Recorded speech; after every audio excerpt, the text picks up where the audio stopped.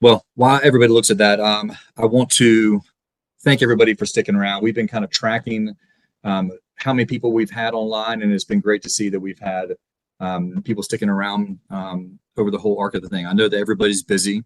We said this yesterday, and it's worth reiterating, is that everybody has a choice on how they spend their time, and it's important for us to see this many people patching in and paying attention. So thank you so much for that.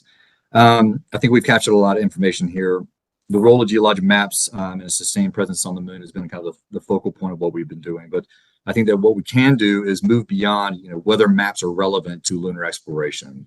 That needs to be put to bed. That's something that keeps on kind of bouncing around in the community. Is like, do we need geologic maps or not to land on the surface of the moon? And I think that there's a resounding yes that's happening here. So we do, and not only that, we need to understand how they're going to be done, who's going to do them, how the money is going to run for that kind of thing. That's always a sticking point and the awkward thing to talk about.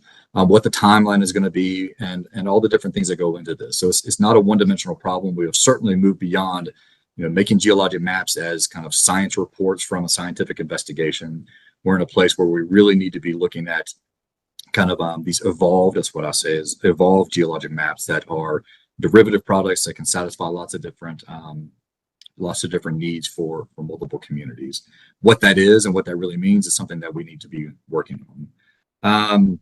We need to be thinking across timelines and across scales, because as Sarah Noble was telling me when we were putting this together, is that this meeting is not specifically about Artemis 3, because that's way too close. It's very real, it's very much in our face, and that's something that's very inspirational. But the things that we should be doing here are focusing on the long-term Artemis missions and where on the surface and how we can provide this information to NASA and to our folks that are going to be doing this effort. So what does that mean? And then again, this is the start of a conversation. How do we continue this? We've captured a lot of good information here about what we need to be doing, and want to emphasize too that we can't be doing this in silos, right?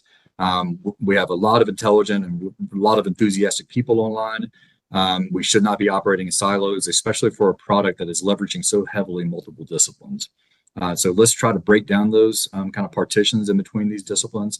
Let's continue talking. Let's reach out to our colleagues and counterparts.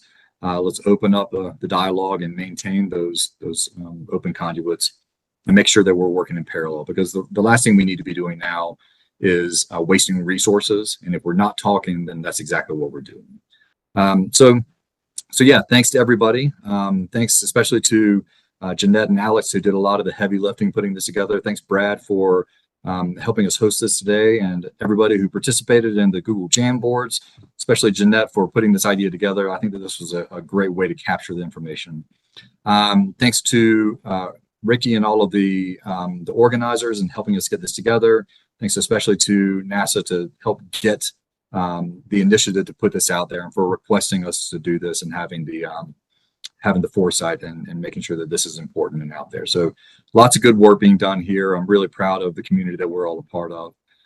Be on the lookout for a report that we'll have to write up, hopefully not too long, but I think a lot of the things that we were captured actually on this Jamboard is that some of these things might actually come out in this little report that we have to write up. I say little because I'm hopeful that it can be little, but maybe it'll actually be longer than short. But either way, we're going to capture a lot of this information, and we will post it into a place where people can make comments on it.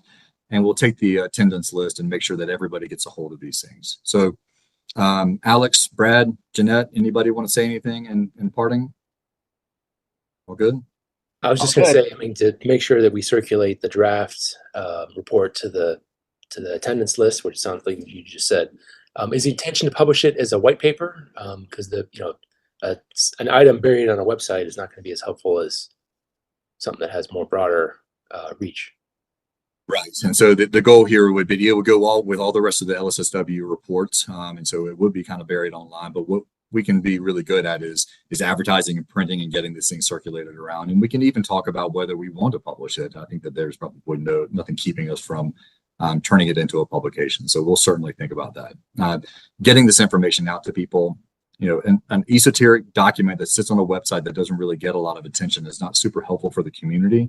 And so we want to make sure that the time invested here is going to pay dividends for the people that participated, as well as the people that weren't able to participate. So yeah, we will consider that. And I think we do a pretty good job of getting the information out there when we have a lot of need to do that. So hopeful that we can get that information out there. So stay tuned, everybody. Hope everybody has a good end of their week, has a great weekend. Thanks for participating. If you have any other questions, and please follow up with any one of us. We'd be happy to talk to you about things, and we'll see you at any future meetings. Okay. Thanks, everybody.